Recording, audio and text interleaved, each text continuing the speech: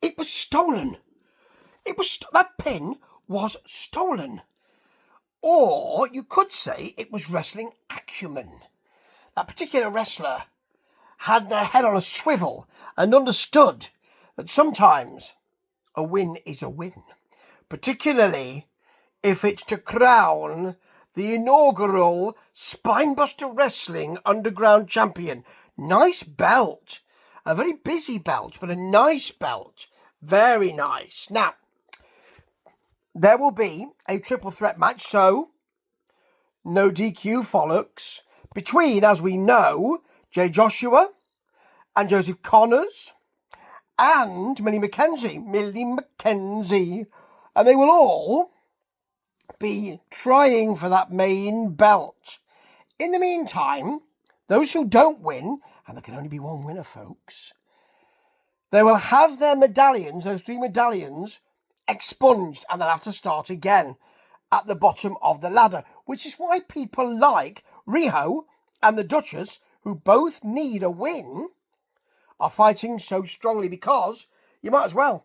Those people who are at the top will now be at the bottom. And there are certain people who have 2 medallions and want that third to get that chance. It's great, this. Really well done. Such good wrestling action. And actually, the bronze medallion that Riho and the Duchess both want, Riho really goes for the Duchess here. I mean, she's got a lot more experience, so you got a fisherman suplex, a step-up knee from Riho, who's so strong. Drop kick to the back of the neck. It's not very nice, that, is it? Backbreaker for a 2 count. Now, shots to the back as well. Duchess does get some shots in. And an enziguri. She gets a suplex. It's only a 1 count. And at that point, you've got to be thinking, well, I did all that and I only got a 1 count. This is going to be a long, long night. Unless Riho decides differently. Spoiler alert, too late. There is a lovely blockbuster, though, from Duchess at the Duchess, and a driver for a 2 count.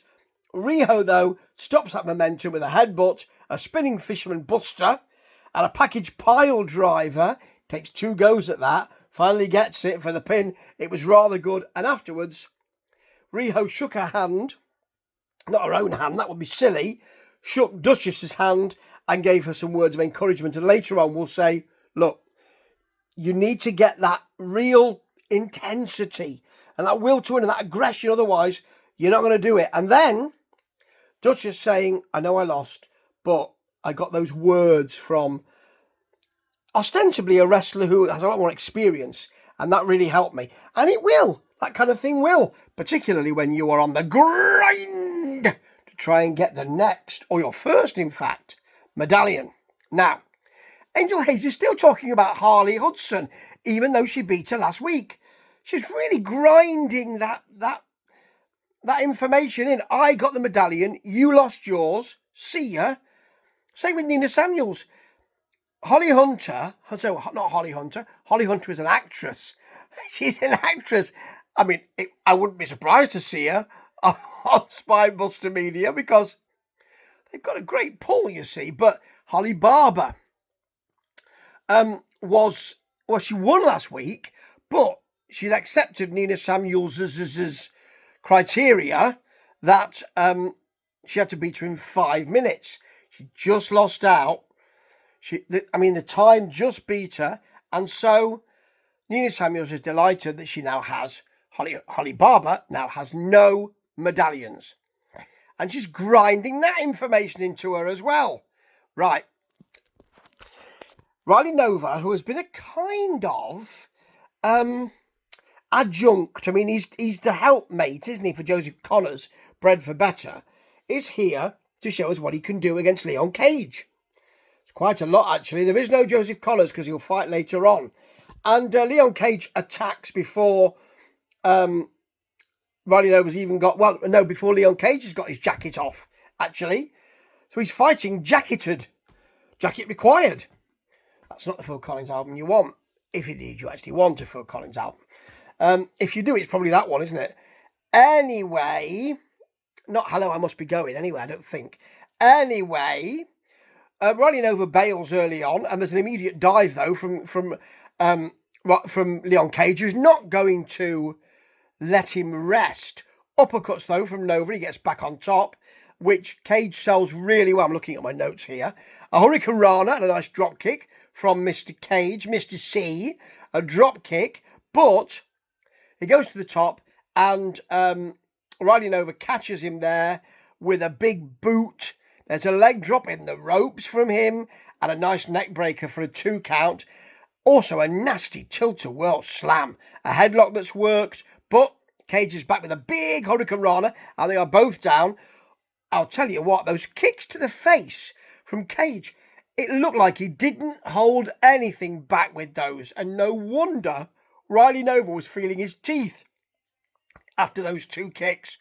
Sudden Nova suplex, though, for a 2.999 recurring, and a sweet flipping neck breaker for another 2.99, and it looks like Riley's match until Cage puts a cartwheel enziguri and a 450 splash together to get that win. That was a great match to open things with.